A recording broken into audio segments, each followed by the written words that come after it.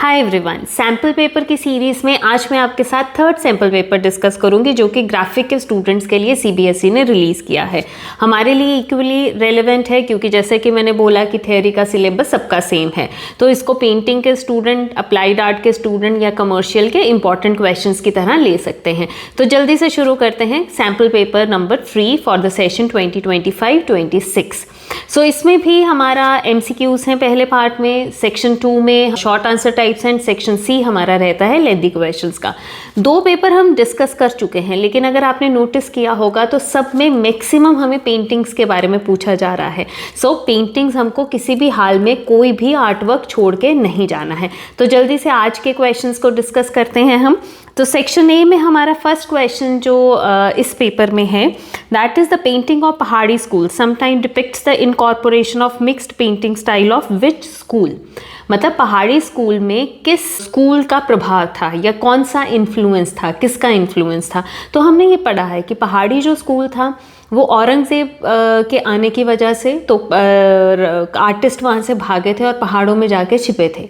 तो पहाड़ों में जब जाके छिपे तो उनमें कौन सा प्रभाव था, ये हमने पढ़ा है कि पहाड़ी में राजस्थानी और मुगल का इन्फ्लुएंस है। सो बिना ऑप्शन देखे भी हम लिख सकते हैं, बट अगेन आप देखें मुगल एंड डेक्कन नहीं हो सकता, डेक्कन एंड अवध नहीं, अवध एंड राजस्थानी नहीं, Rajasthani and Mughal is the correct option. Next question, which of the following characteristic best describe the painting Radha Bani Thani which belongs to the Rajasthani school. अब इसमें से कौन सा कैरेक्टरिस्टिक्स हैं जो उस पर फिट बैठते हैं उस पेंटिंग में। सो फर्स्ट ऑप्शन इन्होंने दिया है elongated facial feature and arched eyebrows. ये फर्स्ट ही आपको दिमाग में आ गया होगा कि यही हो सकता है, बट स्टिल बाकी ऑप्शंस बढ़ते हैं। Use of pastel and dull colours नहीं हो सकता। Use of architectural detail and landscape तो है ही नहीं क्योंकि ये पोर्ट्रेचर का पेंटिंग है। Focus on the use of Mughal style of art नहीं। सो इलोंगेटेड फेशियल फीचर ही करेक्ट ऑप्शन है हमारा। Next question number 3, the painting Maru Ragini from Rajasthani school based on the theme of love enhanced by the visual of a king and queen looking each other was painted by। अब इसमें पूछा गया है, मतलब nutshell में ये है कि मारू रागिनी के आर्टिस्ट कौन है। सो आपको पता है साहिबदीन, और नहीं पता है तो टेबल्स लर्न करके जाना। Next question, in the painting Krishna on swing from Bikaner style which of the following feature is more prominent. अब इसमें पूछा है कि बीकानेर का जो पेंटिंग है कृष्णा ऑन स्विंग, उसमें कौन सा फीचर है।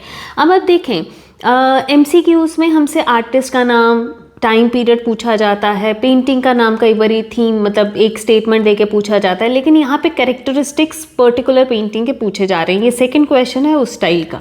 सो इसमें है fine lines and bright colours, वो तो लगी ही हैं।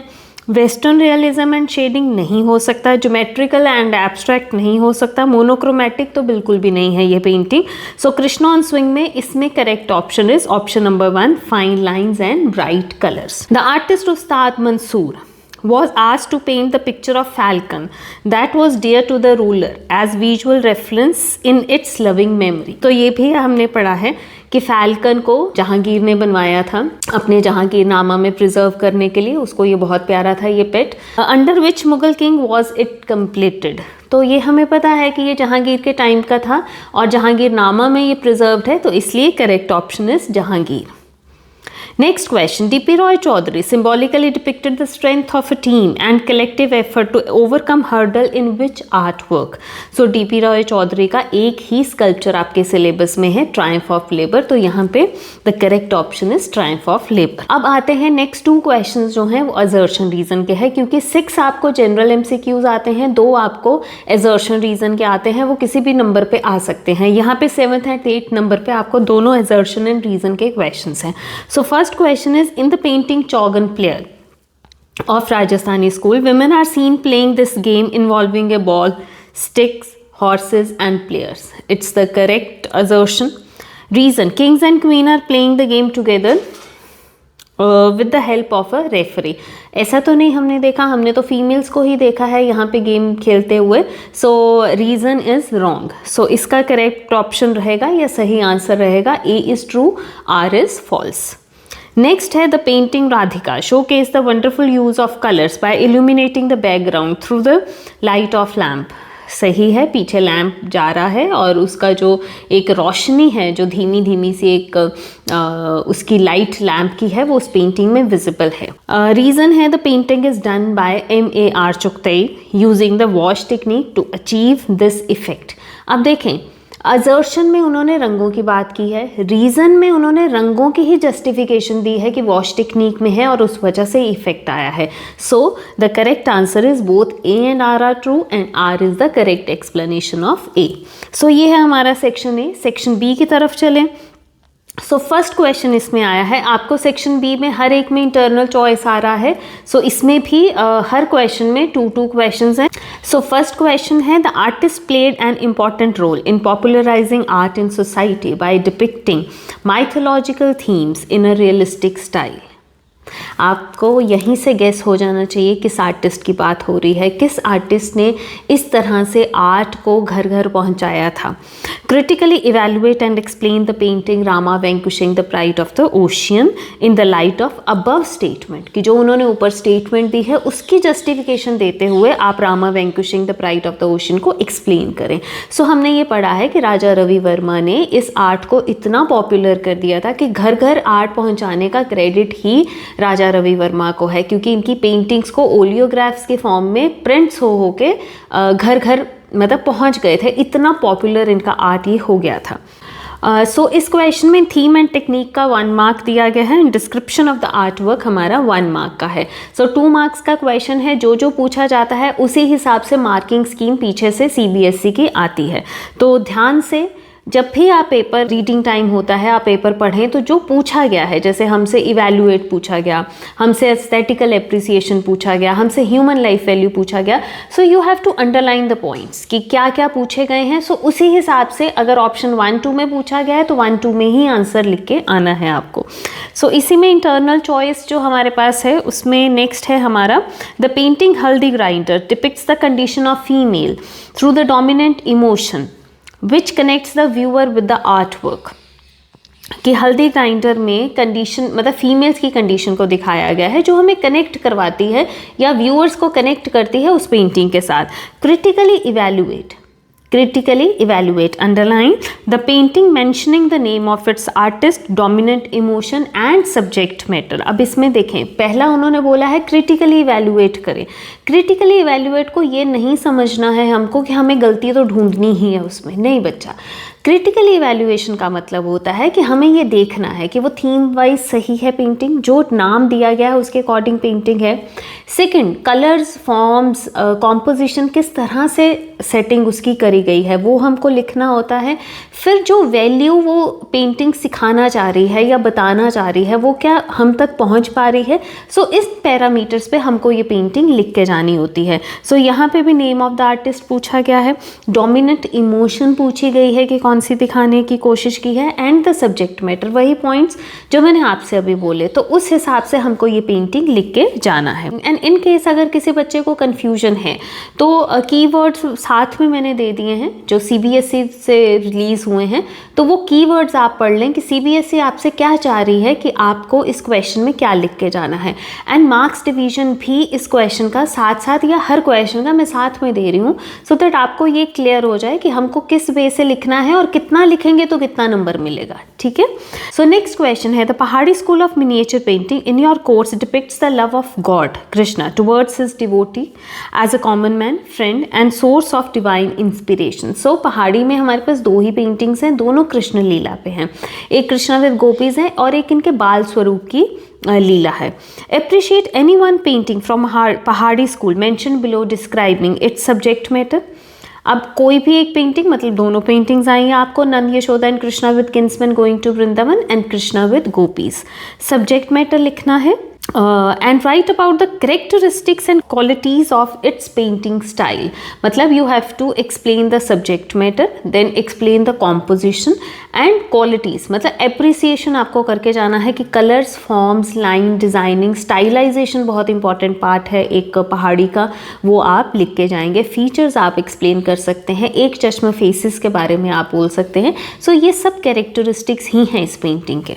next question है हमारा, Painting and visual art plays a major role in contributing to the freedom struggle. Indian artists from across the country united through art against British oppression, promoting folk and Indian themes. Painting और visual art ने बहुत important role play किया freedom struggle में। ये हमने उस topic के under पढ़ा है जहाँ contribution of Indian artist in the struggle for national freedom movement है।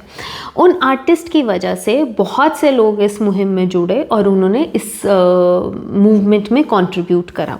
अब यहाँ पे पूछा गया है Indian artist from across the country United through art. Art के थ्रू वो इकट्ठा हुए, अगेंस्ट ब्रिटिश, उनके अगेंस्ट उन्होंने काम किया, प्रमोट किया फोक आर्ट को, इंडियन थीम्स को। People were inspired to join the freedom movement by these artistic expressions, strengthening unity under the Indian flag. Using the above statement, ध्यान से सुनना, using the above statement as a starting point, write a paragraph on our Indian national flag.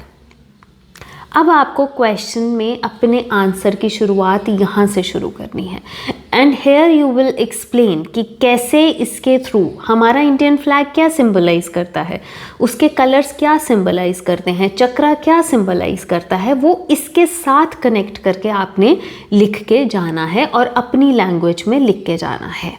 और इनके साथ वो भी आप लिख सकते हैं कि वो हम में क्या वैल्यूज़ को इम्बाइब करता है।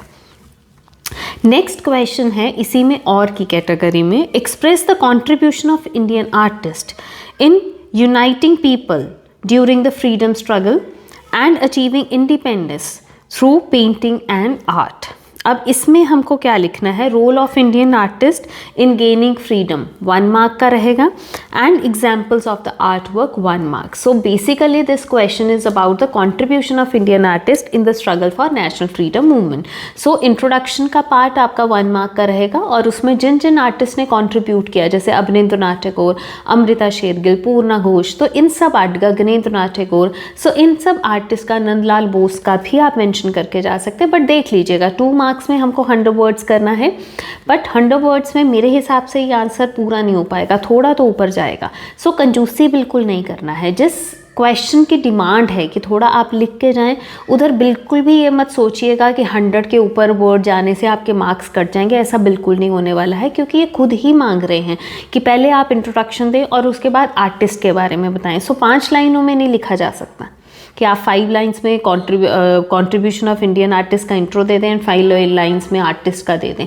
ऐसा पॉसिबल नहीं है। सो थोड़ा सा लेंथ इस क्वेश्चन का बनेगा, सो आपको वो लिख के जानी है। नेक्स्ट क्वेश्चन हमारा है, why in your opinion is the miniature painting Bharat meet Ram at Chitrakoot from the Rajasthani school included in your course considered a unique and aesthetic symbolizing the value of family bond and respect for elders? Appreciate the painting in detail. हमको तारीफ करके जाना है, हमको aesthetical appreciation इस painting का देना है based on the aesthetical parameters and compositional arrangement of human figure। मतलब हमें composition इस पेंटिंग को पूरा ही एक तरह से explain करके इसमें जाना है। और इसी में इंटरनल चॉइस में जो सेकंड क्वेश्चन है वो है, identify any 2 human life values that you learn from this painting and elaborate as to how this artwork inspires you to be a good human being.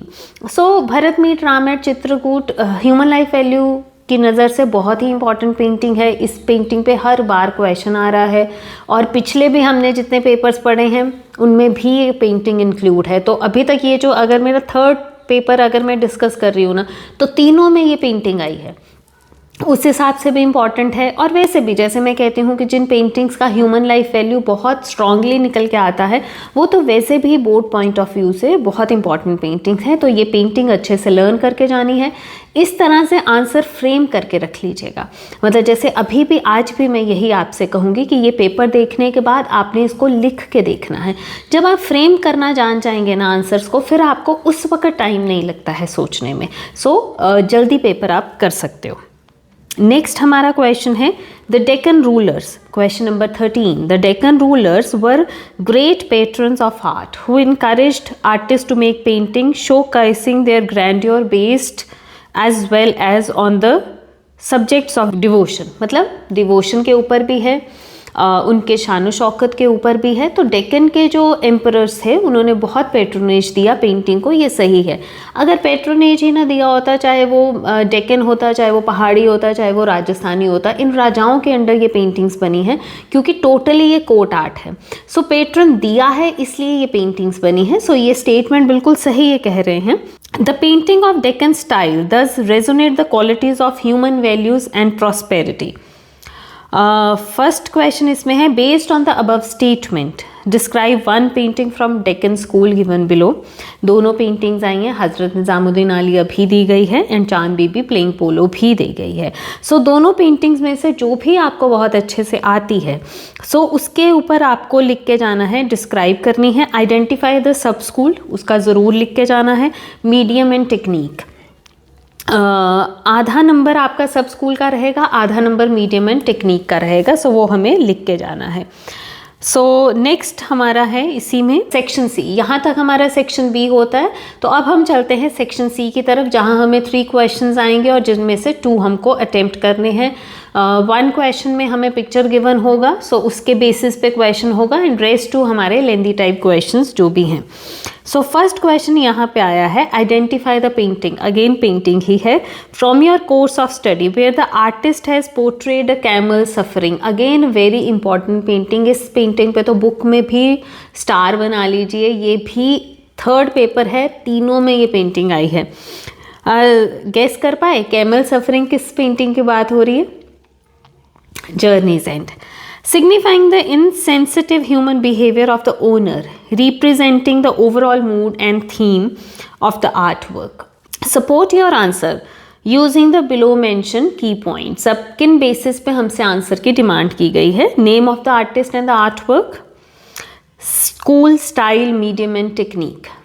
किस स्कूल की painting है, क्या medium and technique है, name of the artist यहाँ पे साथ में पूछा गया है और आर्टवर्क का नाम भी पूछा गया है। सो ये 2 मार्क्स का रहेगा, half half half half. Option 2 है बेटा, on the basis of knowledge and understanding elaborate the compositional arrangement of the artwork. Compositional arrangement होता है कि किस तरह से कंपोज की गई है पेंटिंग, या डिस्क्रिप्शन क्या है उसकी। Analyse the end right about the emotion, ये पार्ट 3 है, मतलब 2 मार्क्स का आपका कॉम्पोजिशनल अरेंजमेंट होगा। एंड 2 मार्क्स जो हमारे पास हैं बचे, क्योंकि 6 मार्क्स का क्वेश्चन है, तो 3rd ऑप्शन इन्होंने हमसे पूछा है, analyse and right about the emotions, interactions and environment depicted to reflect the status of the animals in the society. सो ये एक जनरल, ये 6 मार्क्स के क्वेश्चन में आपका व्यू पॉइंट जानने की कोशिश हर क्वेश्चन में हो रही है। सो थोड़ा सा लिखने की आदत डालें। जो बच्चा बिल्कुल रट्टा मार के जाता है और जिसको नहीं समझ है कि कैसे लैंग्वेज देनी है, कैसे वोकेबुलरी में, या कैसे हमको इन चीज़ों का जस्टिफिकेशंस देना है, तो वो थोड़ा सा इन 4 पेपर का भी प्रैक्टिस कर लेंगे ना, जो मैं 4 आपके साथ डिस्कस करने लगी हूँ, तो आपको पेपर में कोई दिक्कत आएगी ही नहीं। क्योंकि नॉर्मली बेटा समझे, कुछ एक पेंटिंग्स हैं जिन पर ऐसा क्वेश्चन पूछा जाता है, सो वो रिपीट हो रही हैं आपके पेपर में। सो अभी भी अगर हम इनको अच्छे से नहीं करके जाएंगे फिर तो हमारी गलती है कहीं ना कहीं।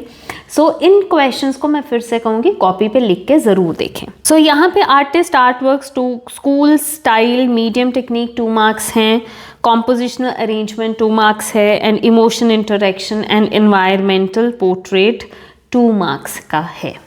नेक्स्ट क्वेश्चन है, the artist of the miniature painting school master the technique of composing densely populated scenes giving importance to the ruler और deity while detailing each figure equally.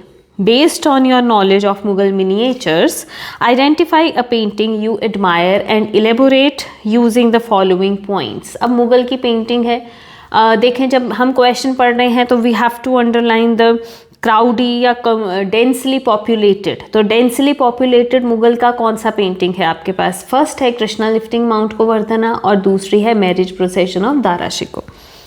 Name of the artist and the art work, medium and technique, compositional arrangement 2 marks का। यहाँ पे देखें name of the artist and art work, ये 1 mark का रहेगा। अगर आपको आर्टिस्ट का नाम पता है, आर्ट वर्क का नाम पता है, 2 नंबर पक्के आपके। Medium and technique and compositional arrangement, medium and technique half mark का रहेगा, कॉम्पोजिशनल अरेंजमेंट 1.5 मार्क्स का रहेगा। Subject matter and characteristic features of the art work, again 2 marks का रहेगा।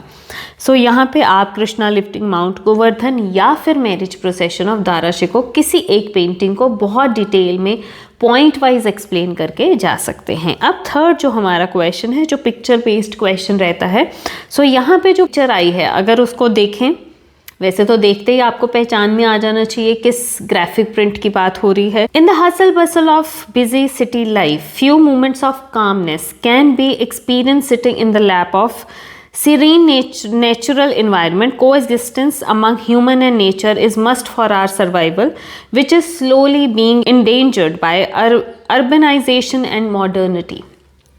Based on the above statement, carefully observe and describe the attached graphic print on the following parameter. अब इन्होंने photo दी है, वो ये कह रहे हैं कि उन्होंने जो ये स्टेटमेंट दी है आप पढ़ें, आप समझें, अब इस फोटो को देखें, अब उसके बेसिस पे आप ये पॉइंट्स के आंसर उनको दे के जाएं। सो फर्स्ट है identify the title of the print. सबसे पहले मैन वुमेन एंड ट्री लिखेंगे।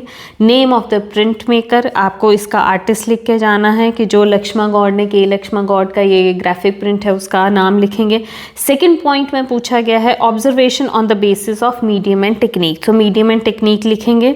And compositional arrangement used by its print maker, so किस तरह से कंपोज किया गया है ये ग्राफिक प्रिंट, मतलब उसका डिस्क्रिप्शन लिखेंगे। एंड थर्ड हम लिखेंगे aesthetical representation of the subject matter, मतलब आपको थीम के बारे में लिखना है और साथ में हमको ये लिख के जाना है कि उसका एस्थेटिकल पैरामीटर मतलब ब्यूटी वाइज हमको एक्सप्लेन करना है इस ग्राफिक प्रिंट को। सो ये हमारा थर्ड पेपर है। ध्यान से अगर देखें सेम चीज़ें आ रही हैं, पेंटिंग्स में बहुत बार पूछा जा रहा है, और डायरेक्ट देखें अब तो वो बिल्कुल ही बंद हो गया है जिसमें लिखा जाता है describe this painting, explain this painting, ऐसा क्वेश्चंस अब नहीं आ रहे हैं क्योंकि जब से सीबीएसई के पैटर्न, पेपर पैटर्न बदले हैं, कॉम्पिटेंसी बेस्ड क्वेश्चंस हो गए हैं, केस बेस्ड स्टडी क्वेश्चंस आ गए हैं, तो उनका पूछने का तरीका बदल गया है। तो अगर क्वेश्चंस पूछने का तरीका बदला है तो हमारा आंसर लिखने का तरीका भी बदलेगा। सो इसीलिए प्लीज़ आप लोग, सिलेबस कुछ नहीं बदला है। बहुत से बच्चे पूछते हैं मैम इस साल का 1 शॉट वीडियो, बेटा दैट इज़ इक्वली रेलेवेंट जो हमने पीछे अपलोड किया हुआ है, सेम सिलेबस है, सेम चीज़ें हैं। हाँ, कुछ नया जो है, जो मैं कह रही हूँ क्वेश्चन का स्टाइल है, वो मैं डिफरेंट वीडियो बना के ज़रूर लेके आऊँगी आपके लिए। सो जल्दी उस वीडियो के साथ मिलते हैं, तब तक आप इन क्वेश्चन पेपर का प्रैक्टिस करें। किसी को कोई और प्रॉब्लम है, कुछ और क्वेरीज़ हैं तो कमेंट सेक्शन में लिखें, सो दैट जब हम आपकी क्वेरीज़ को एड्रेस करें तो उनमें वो सवालों के मैं जवाब आपको दे पाऊँ। सो बाकी पढ़ते रहिए और कीप ग्रोइंग, कीप लर्निंग। मिलते हैं नेक्स्ट वीडियो में।